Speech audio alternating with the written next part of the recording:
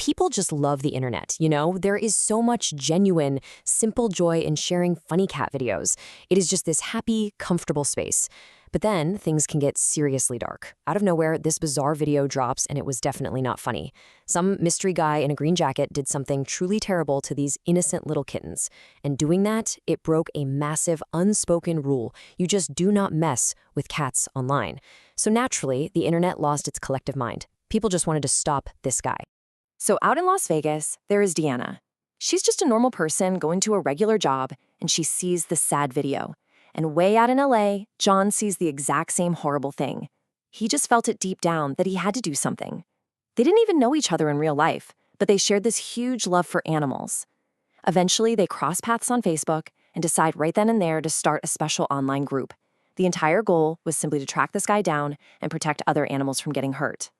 Things escalated so fast. Thousands of people poured into their new group, all turning into these fierce, everyday detectives.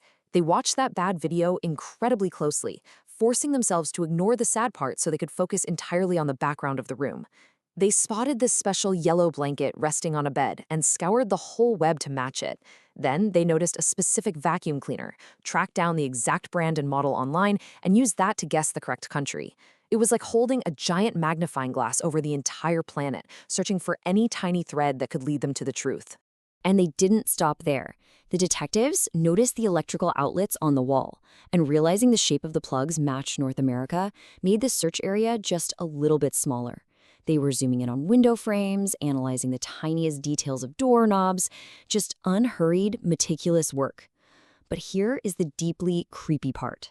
The bad guy actually loved being watched. He desperately wanted to be famous. He knew they were looking for him, so he made fake accounts to join their very own Facebook group. He sat there secretly watching the detectives work, even talking to them from the shadows, and eventually teased them by posting a brand new video, practically begging them to keep chasing him. Crowdsourcing justice can get really messy, though. The group made a heavy mistake and ended up blaming a completely innocent guy for the videos. People online turned incredibly mean, leaving him deeply sad and terrified. The detectives felt awful about this and quickly learned they had to be super careful with this kind of power. But right around then, the real bad guy actually messaged the group directly. He handed them a fake name, clearly wanting to play a brand new game. When they searched it, they found tons of fake pictures of a guy posing as a high-fashion model. Eventually, they stripped away the lies and uncovered his real name, Luca. And Luca was this dangerous guy who desperately wanted to be a famous movie star.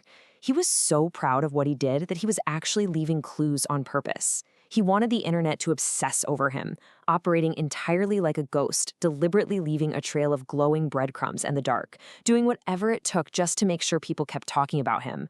As they pieced all this together, the group grew genuinely scared. They realized Luca was gearing up to do something much worse, and they knew they were running out of time. Deanna and John urgently tried to warn the real police. They practically begged them to listen, warning that Luca was going to target a human next. But the cops just didn't believe these internet detectives.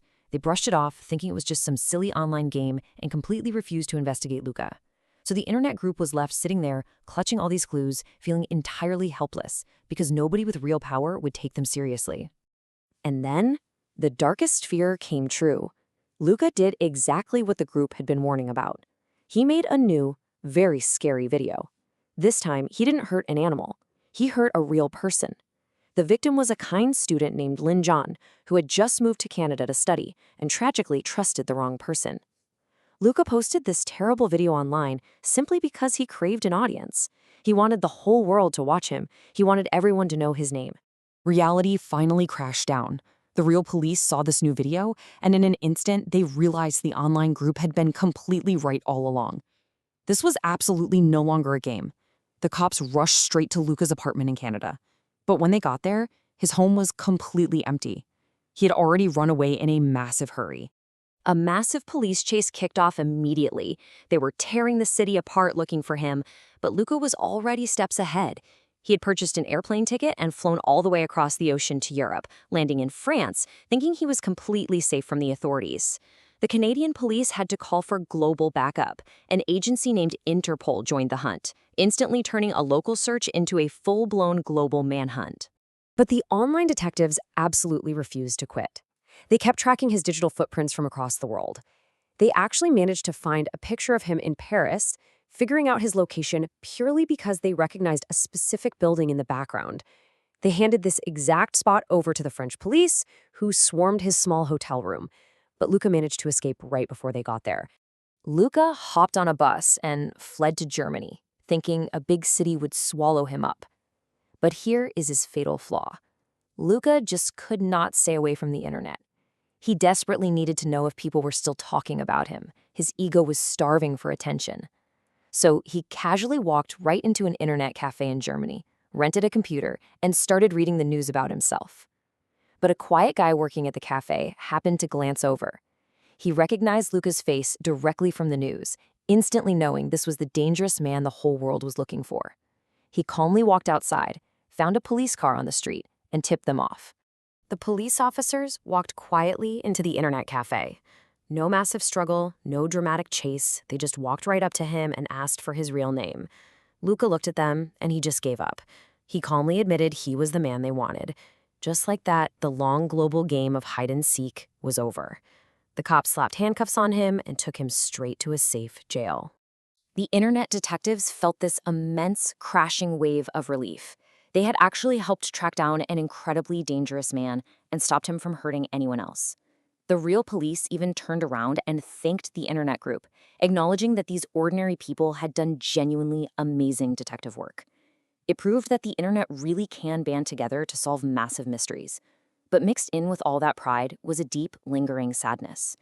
They hadn't been able to save the kind student Lin Zhan. They couldn't help but wonder if they just could have somehow done more. It brings up such a complex, emotional space.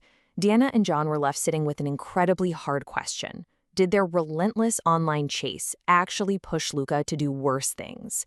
Did they accidentally hand a deeply troubled person the exact massive spotlight he was craving all along? It's a thought that just wanders around in your head, refusing to settle. Because the truth is, bad people sometimes just desperately want the world to watch them. Giving them your attention, even if you're trying to stop them, can be tricky. Sometimes feeding them that attention is like throwing gasoline on a tiny spark, encouraging the exact behavior you're trying to stop. The internet is this unfathomably powerful tool. We can use it to protect each other, but we really have to be careful about who we decide to make famous. Rewarding bad behavior with our collective attention can be deeply dangerous. This whole story completely changed the internet. It showed that normal people, just sitting at their computers, can uncover hidden truths that even the police miss.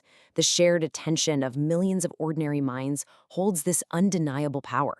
But it comes with a heavy cost, leaving us all to wonder where we should carefully point that power next. Wild to think about, isn't it? If you found this journey as fascinating as I did, definitely drop a like, share it with someone who loves a good mystery, and hit subscribe so we can keep exploring the wild corners of the world together.